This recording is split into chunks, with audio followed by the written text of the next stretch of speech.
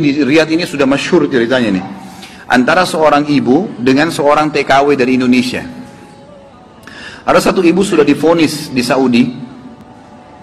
Operasi kanker dia terakhir sebulan lagi. Kalau tidak berhasil, dianggap sudah mati dari sisi medis. Ini keberhasilannya kecil sekali, 10%. 90% mati orang ini. Sebulan lagi menurut ilmu medis. 3 hari setelah divonis begitu sama dokter, sebulan lagi operasi terakhir, datang pembantunya dari Indonesia. Seminggu pembantu itu kerja, bagus sekali kerjanya. Masya Allah bersihin rumah, masak segala. Tuan rumahnya ini senang. Tapi selama dia kerja seminggu, ada satu perilaku TKW ini, pembantu ini, yang selalu membuat tuannya mau nanya sama dia tapi nggak enak. Akhirnya setelah seminggu itu ditanya, ternyata dia kalau siang hari, habis selesaikan kerjaan semua, habis siapin makan, dia masuk kamar mandi, lama di kamar mandi pembantu ini. Nggak tahu buat apa gitu. Pas dia keluar dari kamar mandi, setelah seminggu ditanya sama majikannya, maaf saya mau tanya, kenapa kamu ini setiap masuk kamar mandi, lama, ngapain gitu kan. Langsung nangis tiba-tiba TKW itu menangis, pembantu itu menangis. Dia tanya kenapa kamu nangis, dia bilang ceritanya begini sebenarnya. Sebelum saya berangkat ke Saudi di Riyadh ini, 12 hari, ya sebelum saya berangkat ini, 12 hari sebelumnya saya baru melahirkan. Dan saya punya bayi di Indonesia. Saya lagi susuin. Nah saya tinggalkan karena keadaan ekonomi. Terpaksa saya tinggalkan. Visa sudah keluar, saya melahirkan, saya berangkat.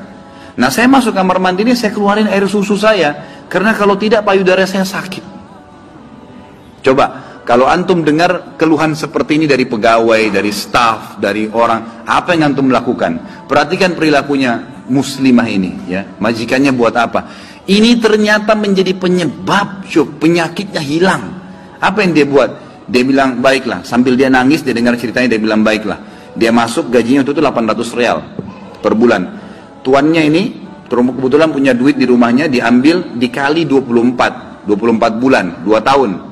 Ini kurang lebih ya, sekitar 20.000 real sekian, 50 juta rupiah. Dikasih pembantunya, ini uang kamu ambil. Besok saya belikan kamu tiket pulang ke Indonesia. Anggap kau sudah kerja 2 tahun. Pembantunya bilang, nggak apa-apa. Dia bilang, nggak apa-apa. Anak kau lebih penting daripada saya. Urus anakmu, nggak apa-apa. Terus ada pembantunya, baiklah kalau begitu terima kasih. Kata tuannya, kalau memang majikannya bilang, kalau seandainya 2 tahun kemudian habis nyusuin, kamu terfikir kembali, ini nomor HP saya, dikasih, pulanglah. Pembantu kita sudah selesai nih, TKW sudah pulang Indonesia. Kita sekarang berhubungan dengan kisah ibu ini. Apa kata dia? Semenjak pembantu itu berangkat, mulai hari itu setiap hari saya menangis. Menangisnya bukan karena sedih penyakit saya merasa terharu, susah menggambarkannya, terharu betul dan bersyukur kepada Allah. Bagaimana Allah membukakan pintu itu buat saya. Saya selalu bersyukur terus sama Allah karena saya bisa memberikan, terfikir untuk kasih gaji 2 tahun. Mungkin kalau terjadi pada kita bilang, baiklah kamu pulang aja minimal. Pernah gak antum terfikir kasih gajinya lengkap semua? Gitu kan? Dia bilang, saya terharu kenapa saya bisa lakukan itu. Dan saya selalu bersyukur sama Allah, saya bisa lakukan sementara memang ini ada vonis mati dekat lagi secara medis gitu kan. Dia bilang, tiap hari saya menangis. Dan setiap kali saya menangis, saya merasa ada satu kepuasan dan keadaan saya lebih baik. Ringkas cerita, tiba masa operasi, ditelepon rumah sakit, disiapin semuanya alat operasi. Ini sudah jelas akan menemui ajal kalau secara medis. Tiba di rumah sakit, dicek sebelum operasi, dokternya duduk setelah cek di kursi lalu bertanya, kamu berobat kemana sebulan ini? Kata ibunya, saya nggak berobat kemana-mana. Kamu tahu nggak, kanker kamu nggak ada, sedikit pun nggak ada, akarnya nggak ada, sembuh total, nggak ada, nggak mungkin terjadi secara medis. Ibu itu tersenyum lalu mengatakan, kalau betul apa yang dokter ucapkan, itu karena sedekah saya. Diceritain sama dia ceritanya, begini. Dokternya jadi nangis, dokternya bilang apa? Subhanallah, yang telah membukakan mata hati saya, ternyata yang menyembuhkan bukan obat sama dokter. Tapi siapa? Allah subhanahu wa ta'ala.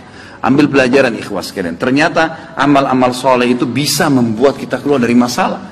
Abdullah bin Umar dan Abdullah bin Abbas radhiyallahu anhum ajma'in, itu kalau beliau sudah menghadapi masalah dan tidak pecah, beliau keluar cari orang miskin dan sedekah, gitu kan?